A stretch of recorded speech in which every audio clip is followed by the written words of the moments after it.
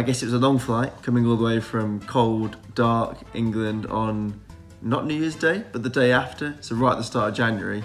So after a really long flight, I got into Hanoi. It was amazing, I guess, to see the city in that first day and get an idea, because obviously, do you know what in my head I expected? I expected a busy city. I expected a sort of typically busy, big Asian city. That makes sense, obviously the capital city as well. But I guess it was more than that, because obviously you have the busyness which comes with it, but also the people were so warm and kind and friendly, which you often don't get. You often get a big bustling city.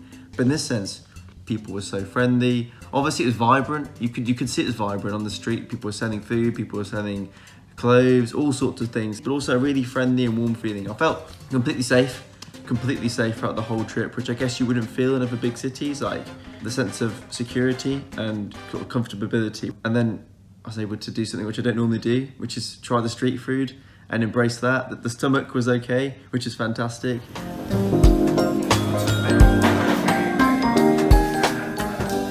And yeah, got the idea of all the different cuisines in Vietnam. Bún and pho are the two ones that I've taken away, and they seem to be a bit of a national delicacy, which was amazing. And Hanoi just encaptured that sort of rich culture of Southeast Asia, and particularly Vietnam. And do you know what I realised as well with Vietnam?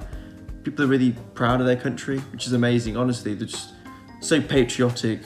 One thing I do want to comment on is the mopeds. I guess, you know what, I didn't really appreciate before how big sort of moped transport is around the city.